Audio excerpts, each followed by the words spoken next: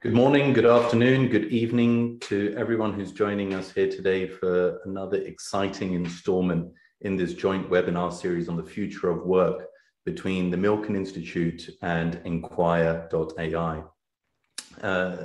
Today's webinar is a really fascinating topic on the life sciences, not least because of the challenges we've all faced throughout the pandemic over the last year or two, and quite frankly, continue to face and the new world that it's left in its wake, but also the multitude of areas in policy and business and across our lives that the life sciences and its study and research touches new forms of genes, our culture, how we think about and respond to our climate, far beyond the pandemic. And I'm delighted that today's speakers, Sung Hee from Faster Cures, and as well as our second speaker, Peter Pellerito from Bio, are both real authorities in this space, and we're delighted and humbled to have them here speak with us today. Their research, as well as research conducted by Milken on the life sciences with a specific focus on California and Maryland, can be found on the Milken website as well as bio.org. Just a quick word before I hand over to our moderator for today, Terry McBride. As many of you will have noticed, we have rebranded from our former selves as Global Wonks to Inquire. And really, today's event as a webinar that brings together our clients as well as our large community of experts around the world is reflective of precisely why we made the shift in our names. The value proposition of our experts as curious, cross-sector global specialists, inquiring minds, if you will, really have moved far beyond policy and areas of politics and political risk in Washington, D.C. to encompass experts across all sectors and topics and themes around the world. And today's webinar and its theme are a reflection of that. And the name of the company now gets to the crux of our product for our clients, which is to receive top-notch, salient insights in a matter of minutes from our product. And we're delighted to have experts on the platform today, as well as throughout the webinar series that we're jointly hosting with the Milken Institute, that are a reflection of the kind of specialists and professionals whose user-generated content we like to promote and see through our products. So if you'd like to learn more, please go on inquire.ai, where you can book a client demo or sign up as an expert for free. And with that, I'll hand it over to our moderator for today, Terry McBride. Thank you.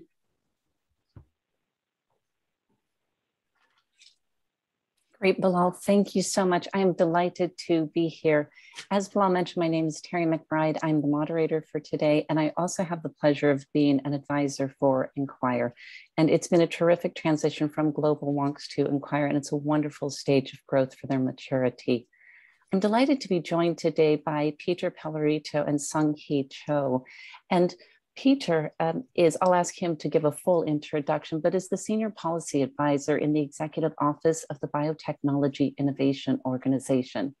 And Sung Hee is a Senior Director at Faster Cures, a center of the Milken Institute. Sung Hee, if I could turn it over to you for a broader self-introduction, also your opening comments, that would be tremendous. Great, thank you, Terry, and thank you to Inquire. This is certainly a very timely webinar and conversation to be having. So again, by way of introduction, my name is Sung Hee Cho. I'm Senior Director at Faster Cures. We're a center of the Milken Institute with a mission truly to accelerate the development of treatments and cures. When we think about this topic, about the future of work in the life sciences industry, we really look at it through the lens of the innovations that we are seeing. So not only in terms of the science and technology that's facilitating the development of treatments and cures, but also innovations in the way that healthcare is being delivered and that research is being conducted. And these innovations are really creating the demand for people with high-level skills, as you would expect, researchers, data scientists, experts in information technology. But we're also seeing greater digitization in everything from care delivery to research and development. And those, of course, also have implications for workforce and workforce development. And then at the same time, as that ecosystem evolves and expands, we're also seeing a growing need for workers in laboratory fields, manufacturing, logistics, finance, marketing, and regulatory and compliance. And so I'm looking forward to the rest of the discussion, and I think then I'll turn it over to Pete. Well, thank you. I'm also very happy to be here.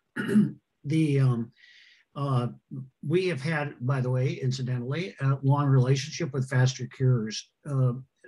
As our industry, of course, a vital part of our industry is in clinical trial work. So I think there is a continuum here that I think is very appropriate for this conversation. So my name is Pete Pellerito, and I'm responsible for a senior policy advisor for federal and state economic development legislation and initiatives. And also as an adjunct, I lead the tech transfer communication and conversations as it relates to our relationship with academic institutions in patents and other pieces of public-private partnerships like that. So for very briefly, for those who don't know what BIO is, we are a trade association that represents the biotechnology / life sciences industry here in the United States. We have about 1,000 members.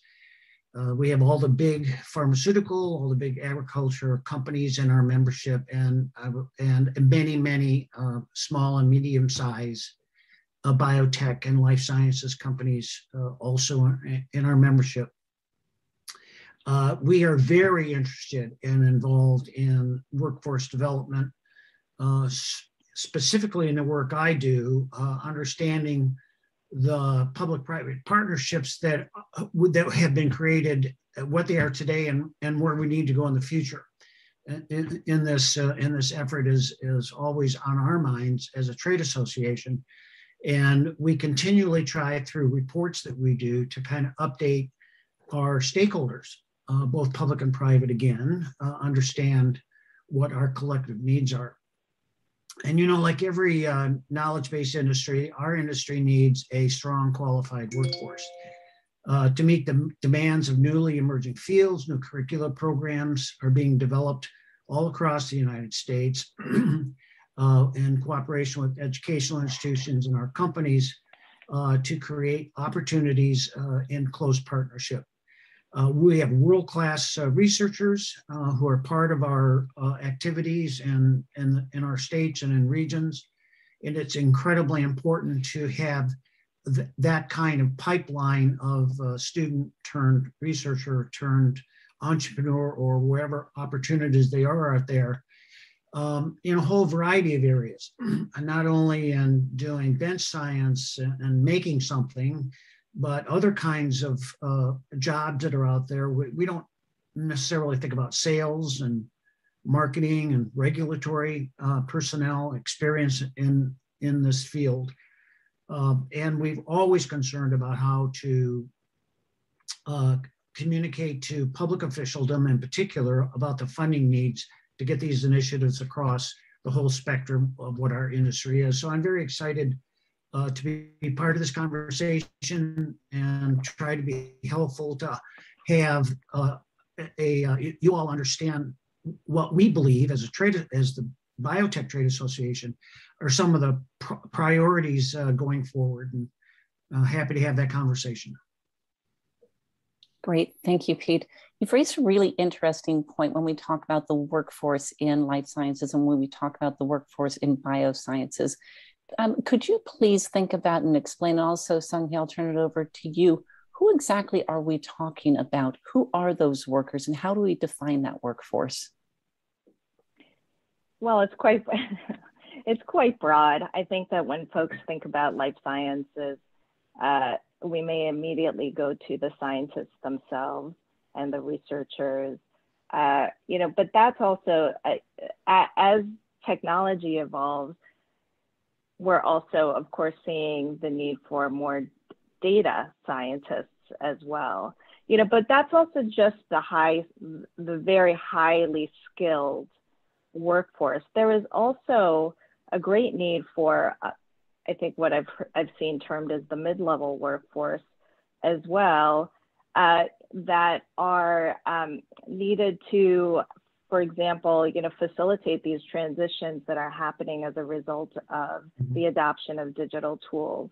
And so I think a lot of the focus tends to be on more the science side, but I think that there is a great need also for a workforce that is in the care delivery side, as well as I mentioned in my opening remarks, people who are just skilled in the administration of all of these activities. So Pete just mentioned regulatory as being one of those areas. We need more people in those fields as well, in the regulatory and the finance side of things as well.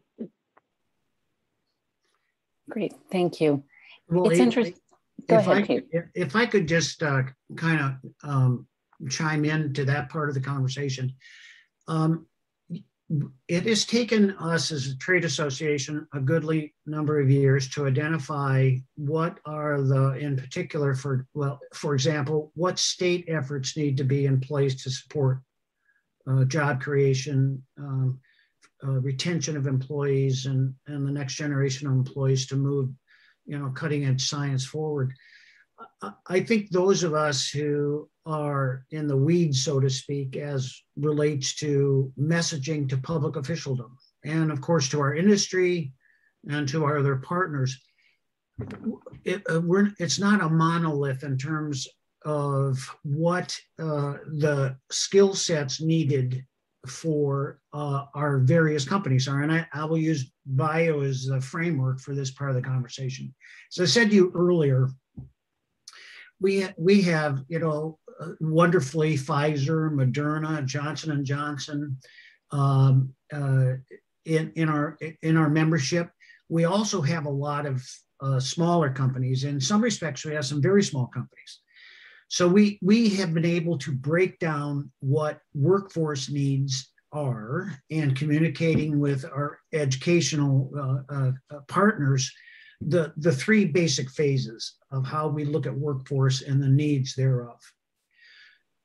3, emerging companies who are young, maybe less than 50 employees, of which very vibrant opportunities there.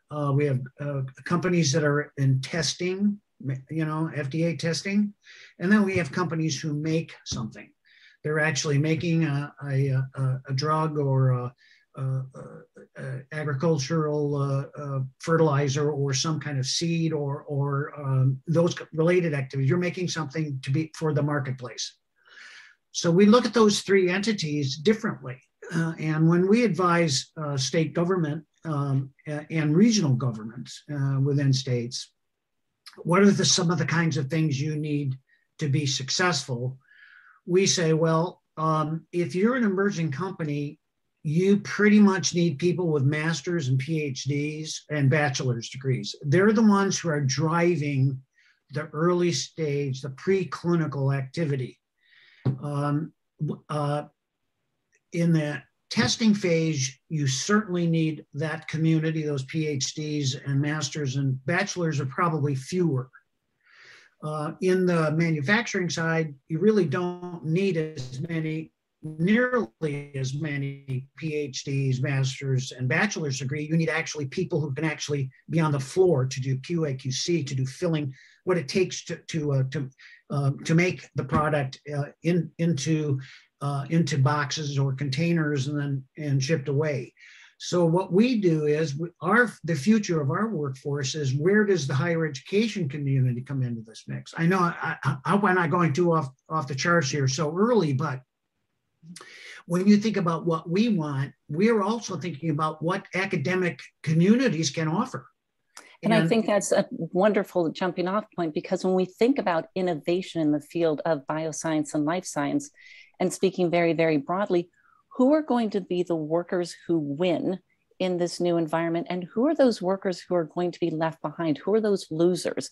And how can we address that either at a policy level or at a very practical level?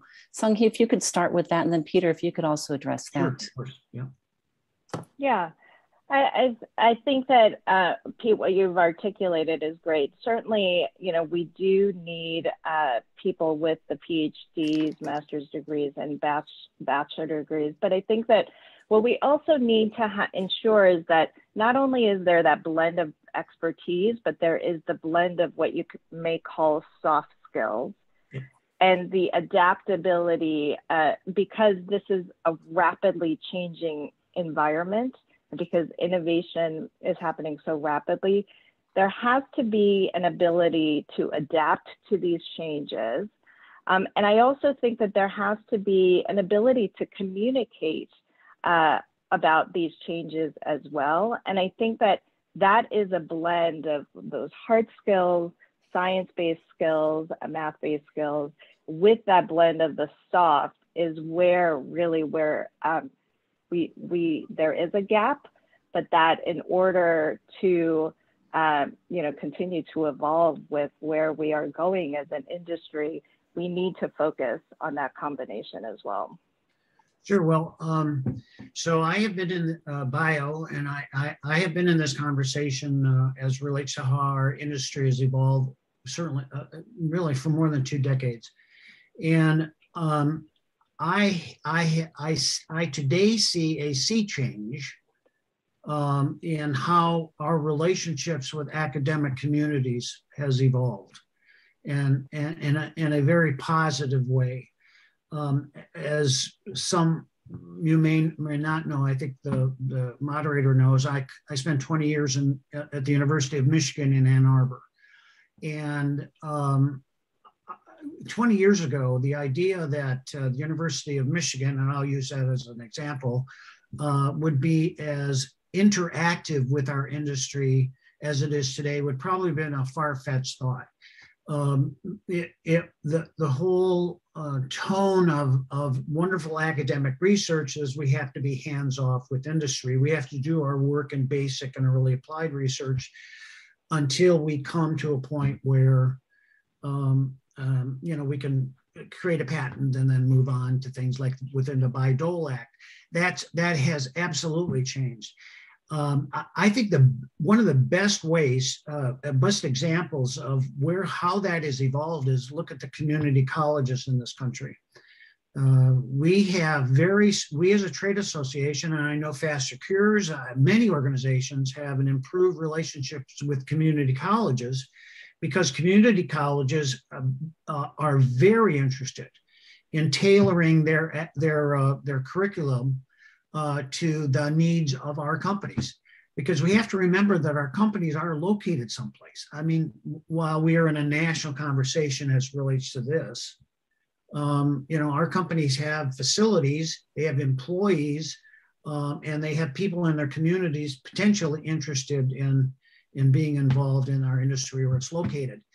So that part of the conversation is really evolving, and I'm very pleased with that, because it says to us as industry that we now have partners that we didn't have 15 years ago, that they understand the relative role of job creation and quality of life and economic impact and all those very positive things.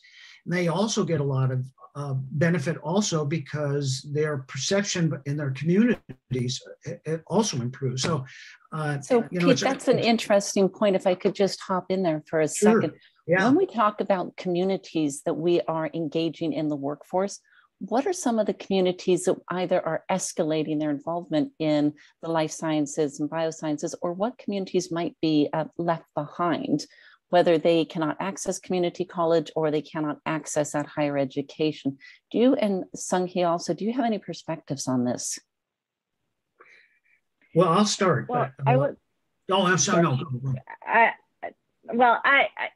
I just want to add something to something that you mentioned, Pete. I mean, I think about this as not just being on the university college level, but actually also starting much, much, much younger. And, we talked just in preparation for this call about, STEM education as being one of those things in the K through 12 that's so important for the future of the life sciences industry. And I think that when I think about the community level, I think part of that is getting involved in the schools and creating opportunities by the life sciences industry for mentorship, internships, apprenticeships, at a much younger age than, at the college and university level. And so, Terry, back to your question though, about, what communities may be left behind, there are hubs, life sciences industry, if you think about like at least kind of the biotech, pharma, there are hubs across the United States where this industry is concentrated. And I think that those are the places where a lot of these opportunities may exist. But those that don't have the industry, those are the ones that may ultimately be left behind. But, for the future of the industry, we need to bring along with us. Yes, and thank you. I think that is, I think that's is very important. If you look at other skilled trades from years ago, the idea of internships and mentorship and apprenticeships was pretty much what used to be called old school training. And today there's a revival in it for us. We could give all kinds of examples of where community, I don't want to specifically talk about all the time about community colleges, and I would say undergraduate institutions that again have STEM and that have science and technology priorities.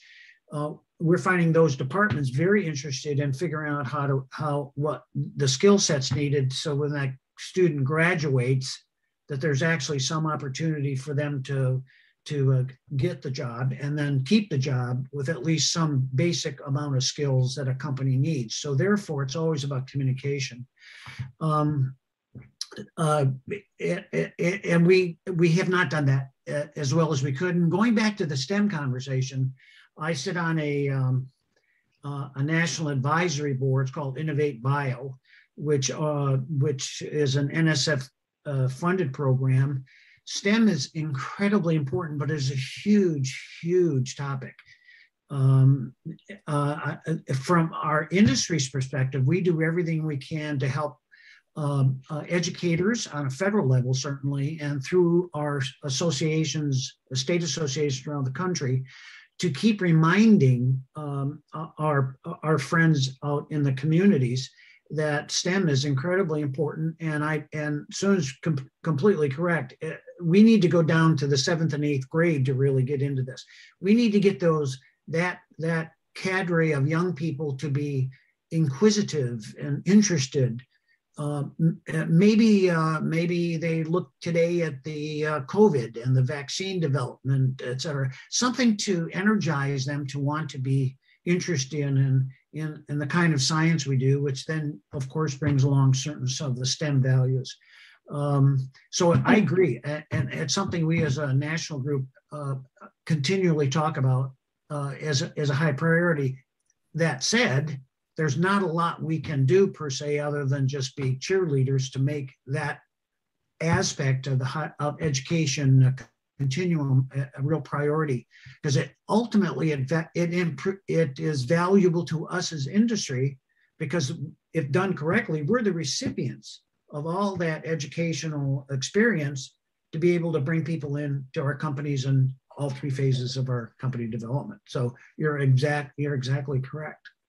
And Pete, you raise a very good point.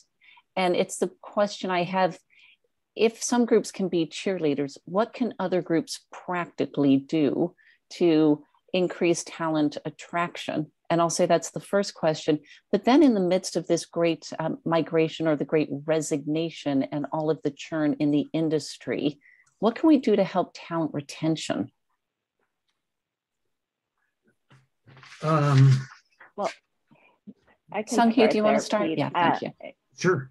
Yeah, I think that we need to capitalize on this moment in the COVID-19 pandemic where people are really inspired by what they're seeing with the speed of the vaccines and now hopefully treatments as well. I think that we need to capitalize on that and really create the opportunities for people to engage in this space. And I think that as an industry, we need to model good behavior. We need to continue to be the model citizens that really inspires people to want to work in this industry and want to stay in this industry. And so that's the first part about just how do we get people to be interested. But then in terms of the, how do we retain people? I think we have to have a really critical conversation about, when you look at the healthcare provider space and the burnout that is, being experienced as a result of the pandemic, we need to take action to address that. And I think that there's a lot of conversations about that happening, but no real action being taken in terms of solutions. And I think we need to transition to that conversation about solutions. And, I think that healthcare providers, that experience is being seen across the industry. And I think that is something that all of us really need to think about as leaders of organizations. Thank you. As it relates to that, retention it is obviously very important. We bring someone with a bachelor's or master's degree into one of our companies, and we train them for 2 or 3 years, and it's logical that if they're very good and there are other opportunities to go to someplace else. That's part of the equation. And I think that I'm a little bit somewhat out of my field here in some respects, but let me say that retention as a national priority for us is very important. I think, again, if we look, who are our partners out there? Who, in the big block conversation, who are our partners? We break it down into 3 broad entities in this dynamic, this triple helix of economic development, where workforce comes into the mix. The first is the academic research community. Our industry started, our Amgen, Biogen, Genzyme, all these early stage, all these companies who are internationally known started from research from an academic institution. Now, basic research is not applied research, and our industry has had to obviously move into the research effort. But having them as our partner over all of these years has been incredibly important.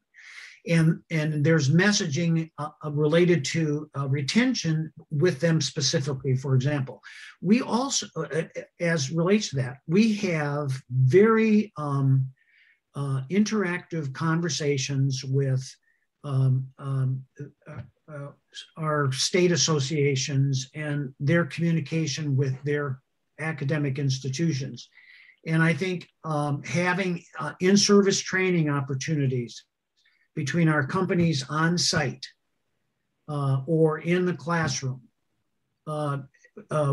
discussing things of appropriate applicability to the needs of an individual company, are the kinds of things that we're able to do to try to retain employees. The second community is public policy or economic development. That community who put in the legislative infrastructure to support the industry. And I go back to the notion of that mentioned was internships, mentorships, apprenticeships, helping state state government in particular, providing funding to community colleges, to academic, to four-year colleges, and our industry to figure out through consortia and in-service training how to continue that individual employee's skill sets so that he or she is in a position that they'd want to stay and be seen and have them see that their employer believes that they are a priority enough to be able to put them in that position, to be able to improve their skill sets. To us, those are, I mean, that's a fairly simplistic view of this, but it's a very practical retention part of our conversation. Thank you. I think it's an incredibly important part of the conversation. I do wonder in this age of, if I say it gently, perhaps mistrust or skepticism of life sciences and biosciences. If I say it more at the extreme, the absolute distrust of life sciences and biosciences, how do we build these partnerships and how do we even start to have the conversations? For the example, at some point, we cannot even bridge that gap of misinformation or disinformation. So how do we build those bridges? Sung-Hee, do you want to start? I can start, sure. Well, I think that part of it has to start within the companies themselves and ensuring that there is a culture within the life sciences industry where the employees take pride in the work that they do and the organizations that they represent. And, you know, if I could tie this back to the retention question, there is just so much change happening, not even just because of COVID, but, you know, so much change happening in the industry, even prior to COVID, and COVID accelerated a lot of those activities. And I think that for people who, you know, scientists who have been kind of the preeminent employees within, you know, a drug company, for example, seeing mathematicians, statisticians gaining more of that preeminence, I think that creates tension within an organization and undermines culture. And so I think that addressing that culture, I think, is really important so that the people who work within these different organizations and within industry take pride in the organizations that they represent and share that with the rest of the world. And so I think that is fundamental to addressing these issues of trust. I know I'm going very much to the root cause, but I really do think that that's where it needs to start, because you need those people to be the messengers about the work that the industry is doing, and that it is being done in a rigorous way, and really with the public health in mind. And I think if you start there, then we can have a conversation, or that the conversation can become more about the good that the industry is doing, as opposed to skepticism and uncertainty about what industry is doing. Great, thank you. So Pete, if building Sure. fundamental trust is part of it, what else would you add? Well, let me go a little further. We did a re-examination of who our organization is a couple of years ago, in part to speak to the question you asked as it relates to suspicions and you know, concern about, you know, what about the industry? Our industry, like, is based on biology and science. And while there are cases out there where there are entities that have not been good stewards of public confidence in our industry, individual companies, we as a national organization really are trying to help and advise, again, our partners, that we're based on science. science should be and is the highest quality, the number one priority for our organization. And I think what's happened with COVID, for example, we're getting more attention. The vaccines are getting more attention, some very good, some not necessarily good in terms of individual perspectives on the amount of time it takes to get it to the, how much experimentation do we need to actually get it to people. Our priority is science, and that's going to, we believe, rule the day in terms of public perception of who we as a broad technology sector is. We are in the human condition. I mean, there are going to be people out there who are going to, and rightly so, everybody has opinions.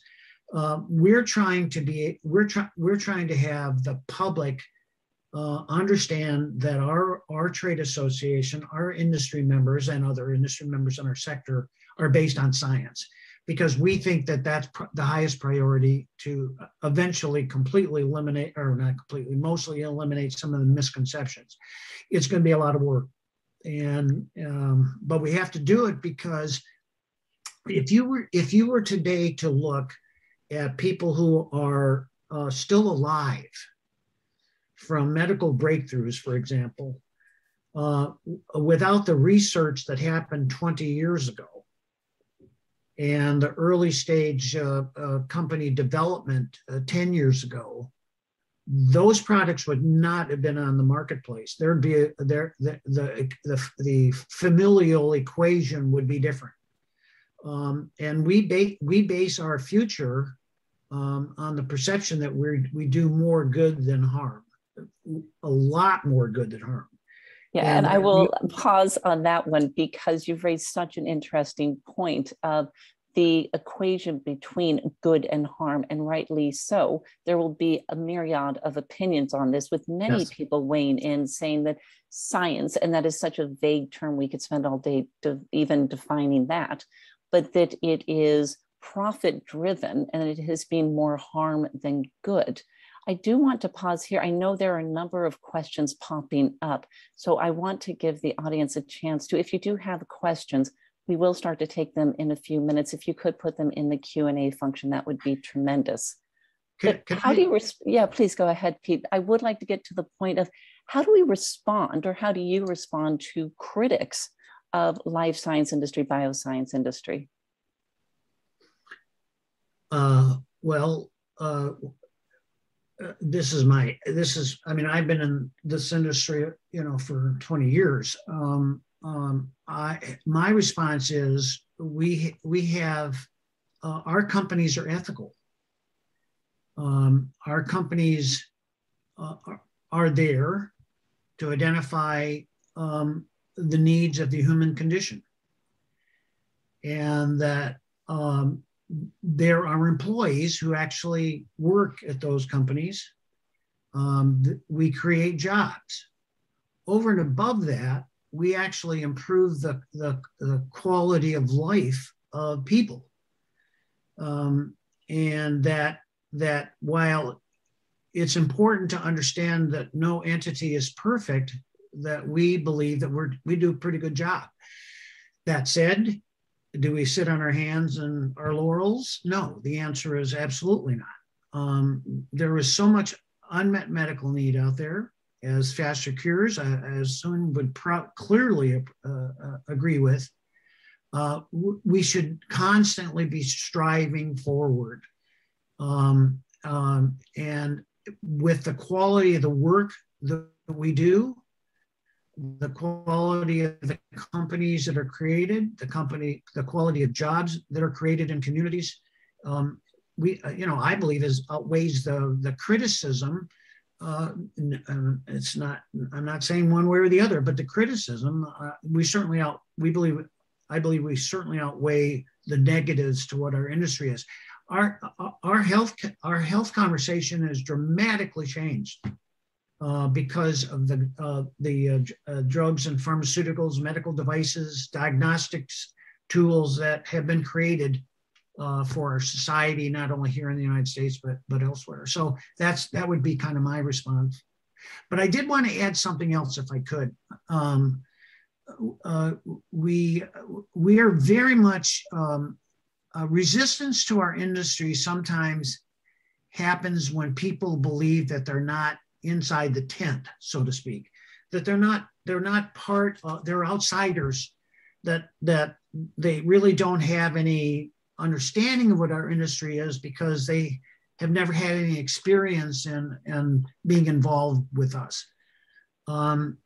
We as a trade association early on, and I've been involved in this now for 4 years, have been very much involved in our early conversations about diversity in the workforce. Our board has been very active on that, absolutely, for the last 4 years. We have a very strong emphasis as one of the pillars of our organization. I speak every year we have a relationship with historically Black colleges, universities, the United Negro College Fund, and other organizations to bring in all the bright minds we can into our industry. We should not be looking at individual sectors. We need to bring more young people, for example, into our community. Some of the ways we're doing it, it starts at the top, actually, we believe. Our company boards need to see this as DEI as a priority. And because leadership matters in these kinds of conversations, we're very active in that. We're identifying allied groups to be able to work with us. As I said, the Historical Black College University, United Negro College Fund, Women in Bio, with another organization that we have very strong and a good number of years interactions. The last area, of course, which is always being an old academic, how can you measure success in DEI? How do you measure it? Well, it's not just the numbers. Yeah, it's the tone that we all need to have in terms of identifying ways to bring as many bright minds into the mix as we can.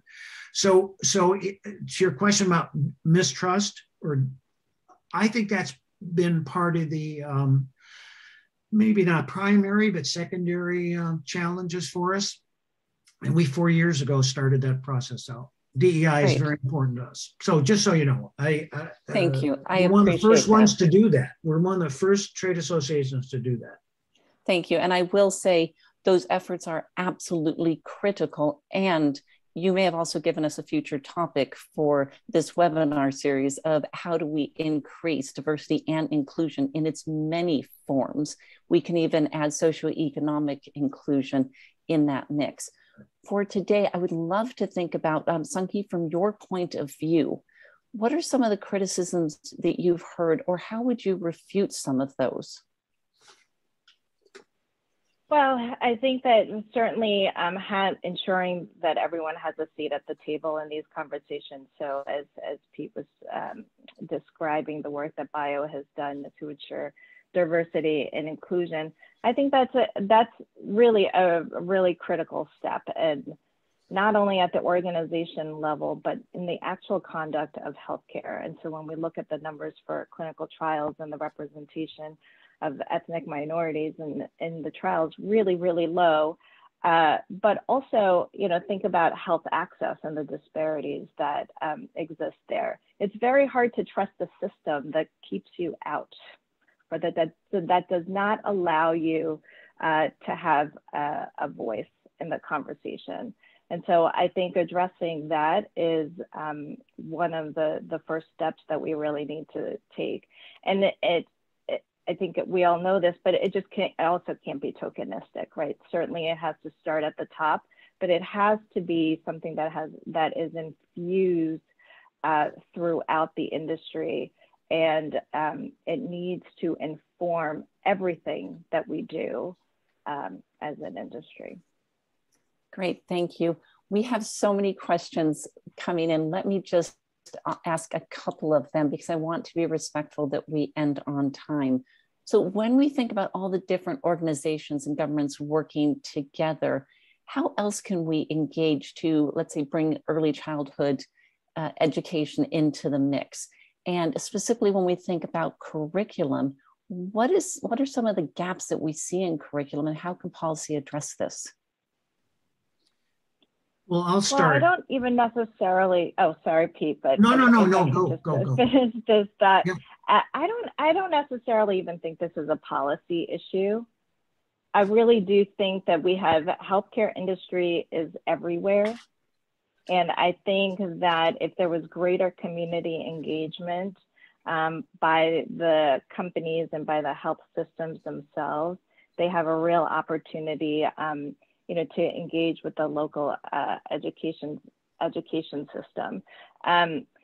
And I think in terms of the curricula, I think there is just a tendency to focus on, I have 10-year-old twin boys who at school, even at this age, is very oriented to tests and assessments. And what I think we need to see more of is this, I mentioned at the very beginning of this webinar, is this emphasis on the soft skills, because within the life sciences industry, we are becoming more and more matrix than ever before. And that's very exciting because you're seeing new collaborations, new partnerships with entities across the industry that you would not have seen 5-10 years ago. And so I think that adaptability, that ability to work cross-functionally, the communication skills, all of those things, I think, will play a very, very important role in the life sciences industry going forward. And, certainly not only this industry, but others as well. Great, thank you. Pete? So the answer in theory is money, but there's not enough money to be able to, or enough state or national control. And I use the word control.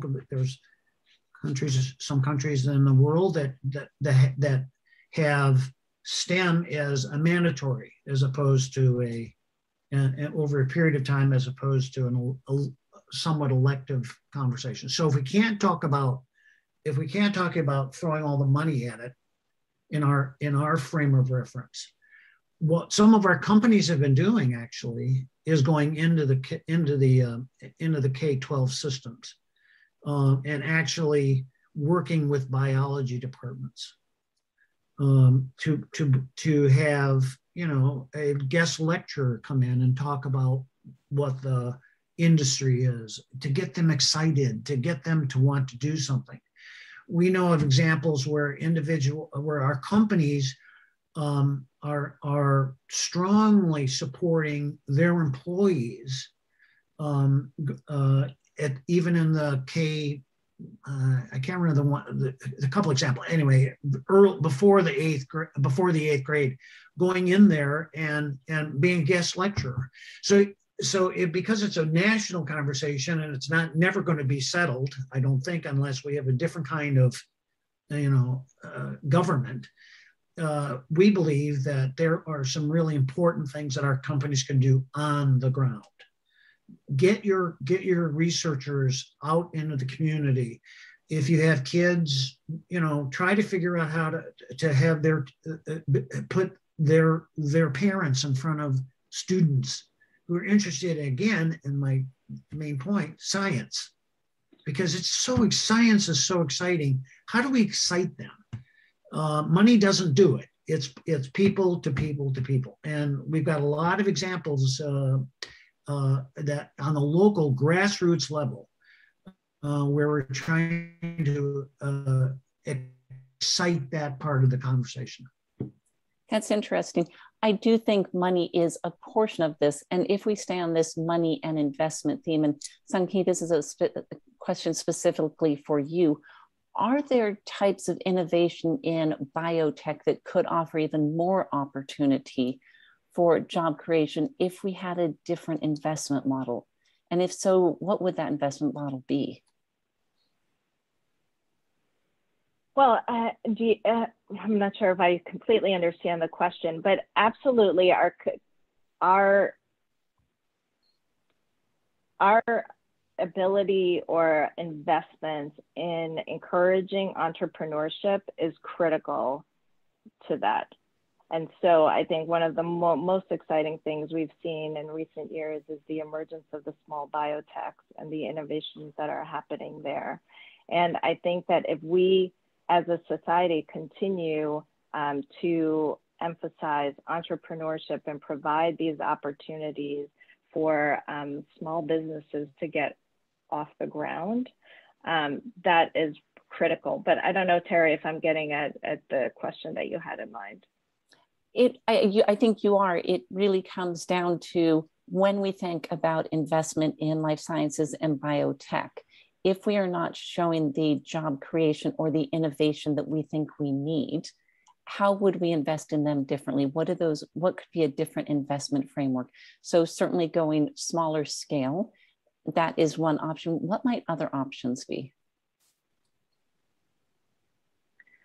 I think also investing not just in certain regions of the country, building up life science ecosystems in other parts of the country where we're starting to see some emerging companies. I think that is really important too, because I think innovation is happening everywhere. They're not just happening, in the Bay Area or San Diego, Boston, Cambridge. And I think that we need to have a way to identify where these innovations are happening and supporting people where they are. Okay, thank you. And this actually leads to a question directly for Pete. So within the US, are there specific regions where the industry may not yet have a large presence, but local policies could support strong trajectory? Sure, absolutely. Yes. If you look at our industry 30 years ago, it was in California, Massachusetts, a little bit in North Carolina. And then after that, it was just kind of spread out. Today, if you look at our industry and look at the clusters, more and more we're seeing a cluster in relative close proximity to a high quality research center. And so while the states I've mentioned already are certainly continue to be the leaders, we do see a significant increase in, again, these partnerships on a regional basis in a state or a state, putting together the infrastructure to help to create a cluster in areas of expertise that they have. I'll give you a real quick example. To be very, very strong in gene therapy, for example. And no disrespect, I won't say a state, but that's a very expensive proposition to be able to have the people, the ideas, and the space to be able to do that. That probably requires an institution or a community that's been doing it for a while. However, there are subsets of our sector that are new and evolving and don't have all of the pieces in place to necessarily create a large cluster. We always say, identify areas where your strengths are. If you have an academic institution or some kind of research institution, what are they doing? How can you then, if you're a community of interest, how can you work with them to make something happen? And I'll just give 5 reasons why you can create that for those on this line. All of our clusters, large and small, have 5 things in common. Space, lab space, research, capital for early stage companies, curricula, business climate, and most importantly, and I keep going back because that's the purpose of this conversation, workforce. Because you can have all the brand new buildings you want, You can have all the brand new equipment you want, but if you don't have the people to drive your research effort forward, to make something on your manufacturing floor, you're not going to be very successful. So I think that whether you're a large cluster or a small cluster, those five things add up to what can be either an enhancement of a cluster or the creation of a cluster. I probably have gone too far in the weeds here, but these are clear priority areas for anyone interested in creating a company or helping a company grow, or et cetera. Great, thank you. And I don't think you've gone too far in the weeds. I do think you've given a wonderful summary of your comments. Sung-Hee, do you want to give a brief summary just in respect of our participants' time for the last 2 minutes? Yeah, perhaps I'll just build on the comments by Pete and a question that I think came in regarding remote work. I think that in this time of change and transformation, we really do need to share best practices as a community. And, you know, that's something, especially on the remote work, I think everybody's trying to figure out what works best for their own organization. And I would say that as people are proactively thinking about that, but also just generally about the future of work within the industry, I would love to see some sharing of information and best practices and learning so that we can all move together, you know, in this area. Great. Well, we certainly would be happy to. We certainly would be happy to continue this part of the conversation, because again, in our selfish interest is industry. We need people. I mean, it's out of basic as that. If, again, as I said, if we don't have the people, a lot of the rest of the conversation is useless, because you need people to drive research and development and relationships and partnerships. And so it's clearly a high priority for us. Yeah, and let me say on behalf of Inquire, thank you for being willing to be part of this conversation. Thank you for sharing your time, your expertise, and your very candid thoughts. And I do think it is this collaboration and bringing this knowledge base together that makes it so incredibly powerful. And Sung-Hee, thank you for all of your comments. And Pete, thank you for all of your comments and inspiration for a potential new topic. And that could be diversity and inclusion. Sure. And then Sung-Hee, the other topic that springs to mind is, how do we create a wonderful remote workforce? And what does that look like when we think about physical and also mental health? So with those closing comments, let me say thank you very much for a tremendous conversation. Thank you for all the wonderful questions we also received. Thank you. Thank you. Thank you.